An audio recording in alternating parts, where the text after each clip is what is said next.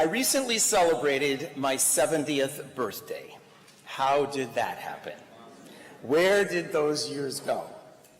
We gathered as a family in Amsterdam, and we had a glorious time with Ariel and Maya, two of my 3 grandchildren, 5 and 7 years old, capturing most of our attention with their unbound spirit and infectious smiles. A few days later, Yafa and I departed on my first cruise to celebrate both of our significant birthdays. And I must share 3 moments with you that occurred on that cruise.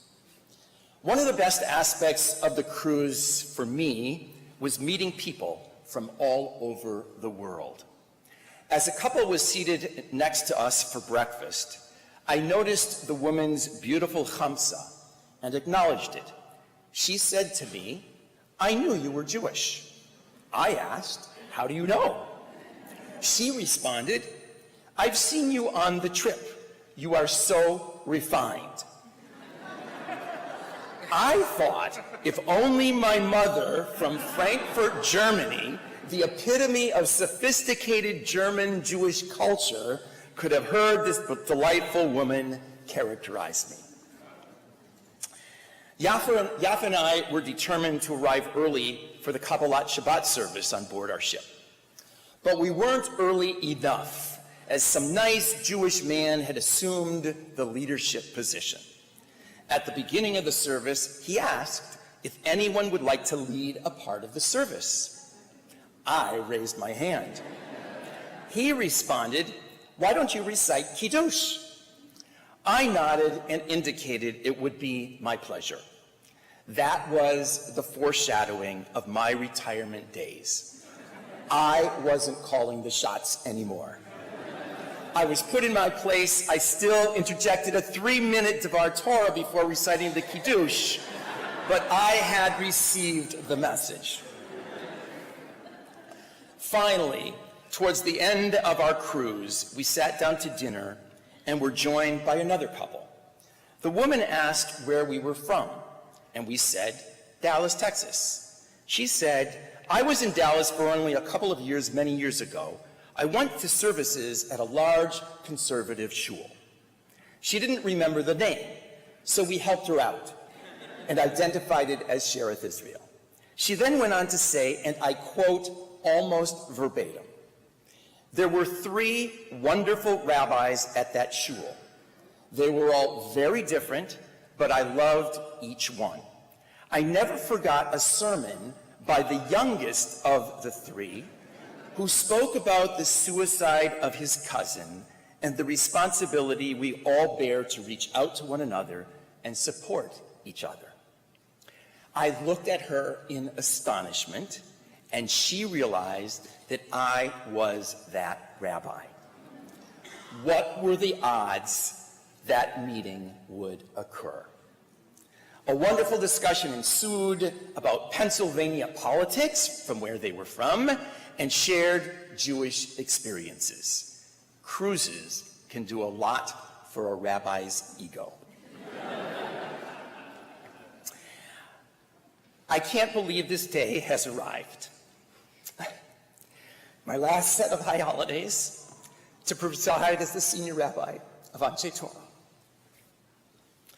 It's transpired precisely as I had wished and indicated to the leadership years ago. But the finality is difficult to accept. It's really hard.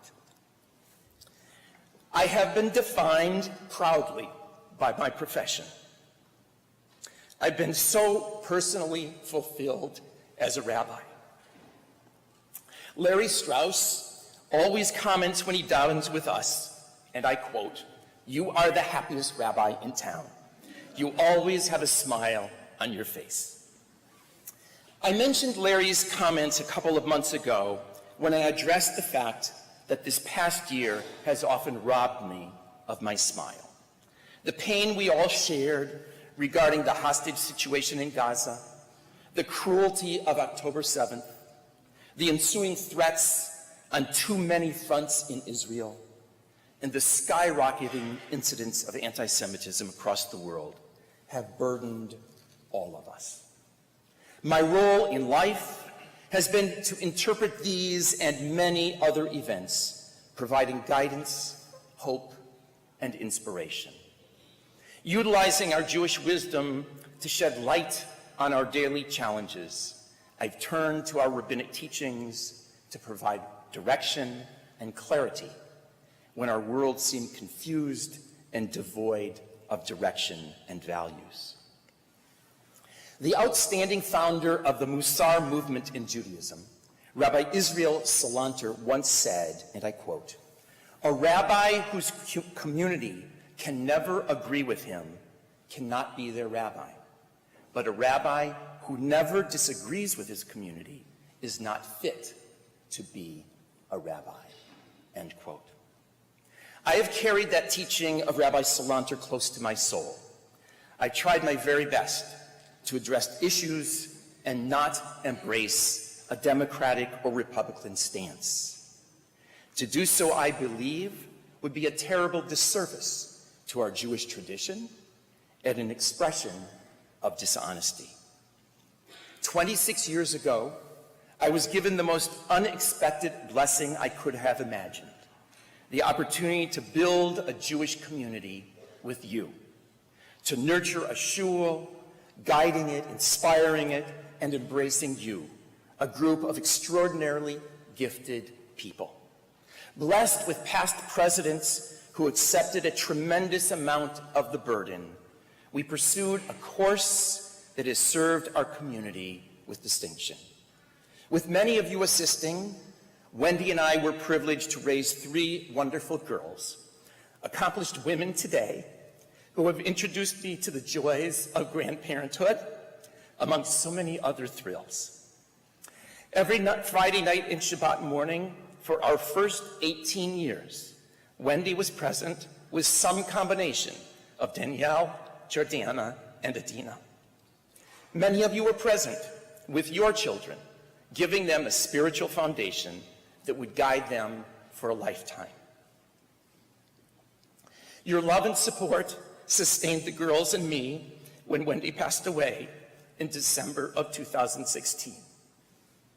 We'll never forget how embraced we were by you. For the past 6.5 years, Yafa has been at my side. I felt so fortunate to have found another woman who embraced her Judaism, who is ready to support me in shul every week, and with whom I could continue to pursue a life dedicated to serving our Jewish people. Having been blessed with the opportunity to officiate at Yafa's oldest child's wedding, Yigal and Kimberly presented us with another grandchild 2 months ago. Anshai Torah has been my baby. I woke up to it in the morning and went to sleep with its challenges and opportunities every day since 1998. I thrived on sharing that responsibility with Harvey Swento, Kay Sikora, Jack Molad, and Bob Wessel for the bulk of 26 years. We had a wonderful team that functioned with a charm and some fireworks at times. I know I will miss the daily interface with all of you. It has never been a job for me. In fact, I have come to realize, I believe it has been a calling. Rav Nachman, one of our wisest interpreters of the human experience, once said, "The day you were born is the day God decided the world could not exist without you." That is an exceptional statement, providing so much purpose to each of our lives. If the world is dependent on me, what am I going to do with the blessing of life handed to me? I don't know that the world couldn't have existed without me, but blessed with the characteristics that define me as a person, I have enjoyed an unparalleled blessing of serving God, the Jewish people, and especially you. I had a clear vision Mike spoke about visions a few minutes ago. For the future when we gave birth to this enterprise on July 1st, 1998. I remember so clearly stating we needed to grow to 500 families to sustain the programming that would define our shul. We required those numbers to support a twice-daily minyan and to provide the cultural and social environment that would ensure fulfillment and enjoyment by the congregation, at the same time supporting the financial requirements of our shul. We surely had to provide the very best youth education possible, ensuring our children would depart for college with pride in their Jewish identity and a strong background to defend themselves intellectually. I articulated the need to be lay-led, ensuring an extraordinary bond between the professionals and the volunteers. The shul members had to take a stake in the vision of the shul and not turn that over to the paid professionals. I don't know if there are many other shuls that have the kind of relationship we have between rabbi and lay leadership. We would not tolerate inappropriate language at board meetings. I reminded the leadership that to maintain the unique character of the shul, we could never lose focus of the ratio between congregants and rabbi. That is why I led the initiative to bring Rabbi Kushnik and Talia, where are you? You were here. There you are. To Anshai Torah 11 years ago. From the day we embarked on our journey, I encouraged our members to share their leadership skills with organizations across the Metroplex and nationally when invited to do so. You've created a wonderful name for our shul, as so many of you have served our community in leadership positions, many of which led to national appointments. Few examples could make me more proud to be your rabbi. Periodically, when faced with difficult decisions, I reminded all of us we would never make a decision that was good for Anshai Torah and poor for the greater Jewish community. It had to be a win-win decision. We committed ourselves to adult education from the day we opened our doors. I regret I had not placed more emphasis on the Hebrew language for all of us. It is one of the critical keys for so much associated with the Jewish people and Anshai Torah. As much as I sought Torah Lishma, the study of Torah for its own sake, I've always been focused on giving you the skills to actively participate in our ritual.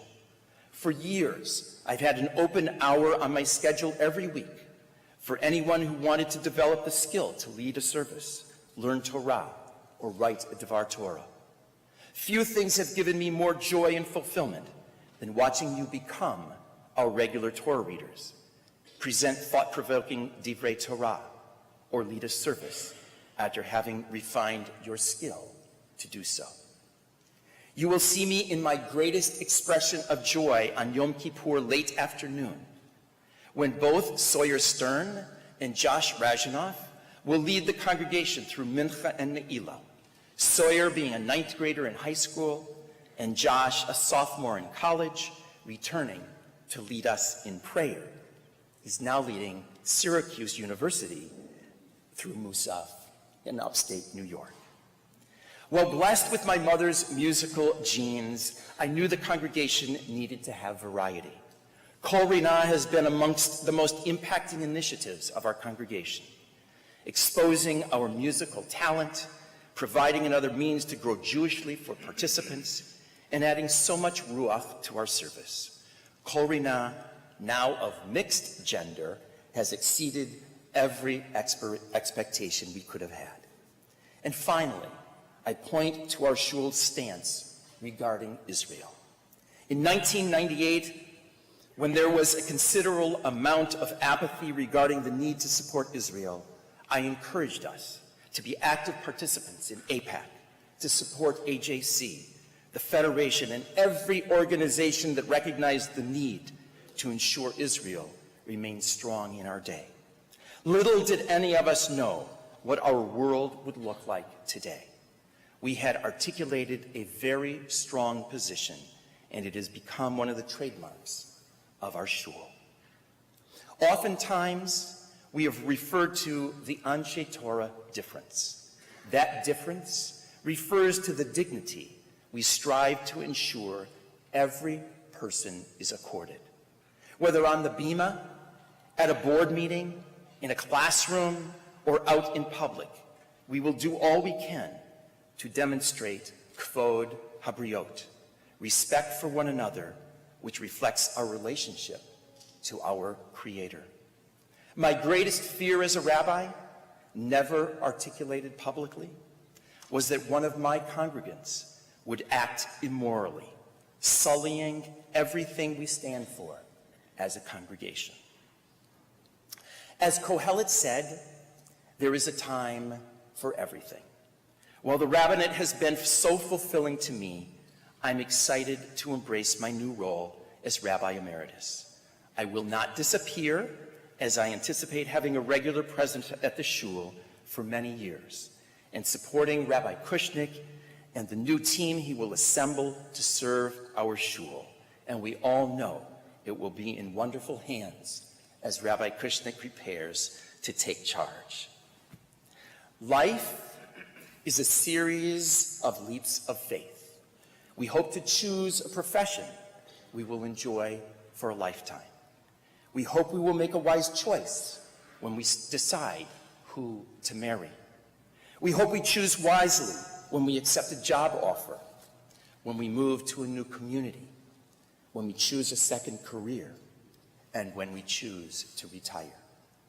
Rabbi Sharon Brous was our scholar in residence a few years ago.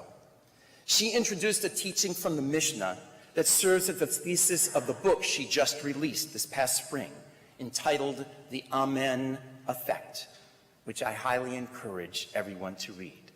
It's a wonderful vision that has served as an inspiration to me for many years. Some of you may remember that vision. She writes, the Mishnah begins, Kol hanichnasin lahar habayit. All who entered the Temple Mount entered by the right, circled to the right, and exited by the left, except for one to whom something had happened. That person entered the Temple Mount and circled to the left, in the opposite direction. When confronted by the majority, that person was asked, why do you circle to the left? They replied, I'm a mourner. And they were blessed by the passers-by, may God who dwells in this house comfort you. If they replied, because I have been ostracized, they were blessed with the following words according to Rabbi Yossi, may God who dwells in this house inspire you to hear the words of your community so that they may bring you close again. Rabbi Brous realized these words were rife with wisdom. The community had and has a responsibility to welcome the needy, the distraught, the wounded, but at times we're unaware who that person may be. Like the wearing of a shiva ribbon, a torn piece of clothing, circling in the opposite direction among the throngs of people on the Temple Mount, made a statement to all who had their eyes open. This person needs care. This individual needs our attention. If we want to assume the role of a caring community, then we must respond to everyone who requires our assistance to the best of our ability. Whether it be Farzan on our Bima, the gifted people serving on our Chesed committee, our social action committee, our Chevra Kadisha, or those who support our daily minyan, amongst so many others. The definition of a Kehillah Kedoshah, a sacred community, is one who cares. Erik Erikson, the psychologist, reflected on the last phases of life when he made the following comment, and I quote, people approaching the last chapters of their lives have to choose between stagnation and generativity. Stagnation is thinking only about ourselves. How do I feel today? What aches? Generativity is worrying about the next generation. As long as God blesses me with good health, I look forward to retaining my blessed role in the rabbinate, balanced by more freedom to travel to Israel to visit those precious grandchildren, more freedom to explore the world and other interests, more freedom knowing that the shul with which I was blessed to share in its creation is being led by stronger leadership. I'll continue to gaze toward the future with passion. Shana Tova u'mituka. May we all be blessed by our Maker with a year of good health, personal growth and fulfillment, prosperity, and peace for our family in Israel.